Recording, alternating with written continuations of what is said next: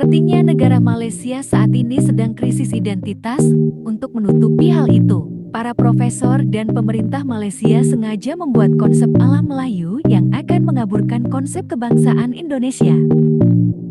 Krisis identitas Malaysia saat ini bisa kita lihat betapa tidak mampunya mereka membentuk bangsa Malaysia, bahasa pemersatu dan konsep kebangsaan yang jelas. Untuk menutupi hal itu, mereka sengaja mengaburkan konsep kebangsaan Indonesia dengan alam Melayu yang dibuat Inggris. Tujuannya tentu agar bisa sehebat dan sebesar bangsa Indonesia. Agar mereka juga bisa terlihat hebat oleh kaum Cina dan India di Malaysia. Seharusnya kalau mereka itu cerdas, rangkulah saudara-saudara mereka yang etnis Cina dan India. Ajak mereka untuk membentuk identitas bangsa Malaysia. Bukan malah mereka dijauhi dengan konsep alam Melayu yang hanya mengistimewakan identitas tertentu. Justru konsep alam Melayu itu akan memperumit konsep kebangsaan Malaysia, mau membentuk bangsa Melayu, terus etnis Cina, etnis India dan orang Sabah Sarawak mau disimpan di mana? Ternyata hasil dari survei Memin dikutip dari beberapa artikel termasuk Wikipedia. Malaysia masuk negara paling rasis nomor 2 di dunia. Kenapa Malaysia masuk negara paling rasial nomor 2 di dunia? Mari kita bahas di sini. Tentang rasis atau rasisme adalah sistem kepercayaan atau doktrin. Tentang rasis ini menyatakan bahwa perbedaan biologis ras manusia dapat menentukan pencapaian seseorang atau budaya.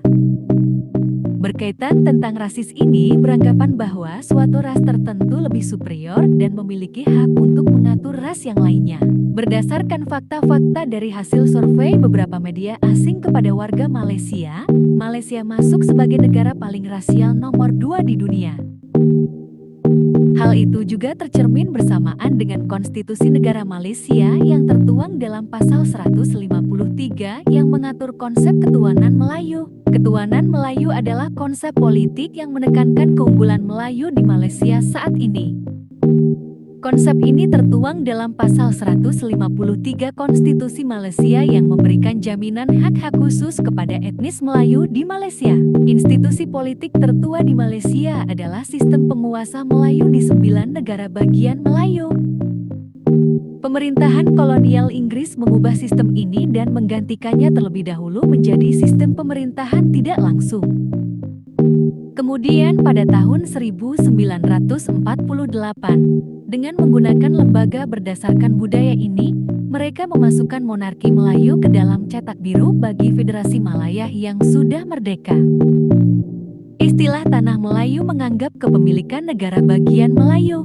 Dalam metode ini, pemerintah kolonial memperkuat etnonasionalisme Melayu, etnis dan budaya Melayu, serta kedaulatan Melayu dalam negara bangsa baru.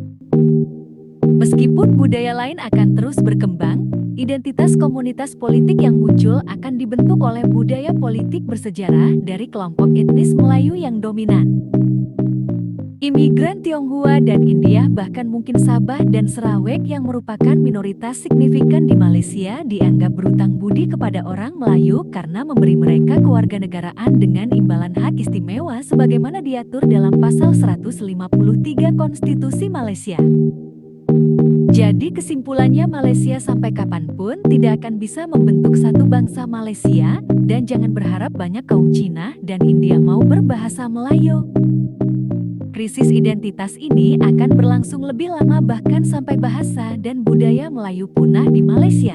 Konsep penyatuan Malaysia hanyalah angan-angan dan mimpi belaka. Selamat tinggal budaya dan bahasa Melayu di Malaysia.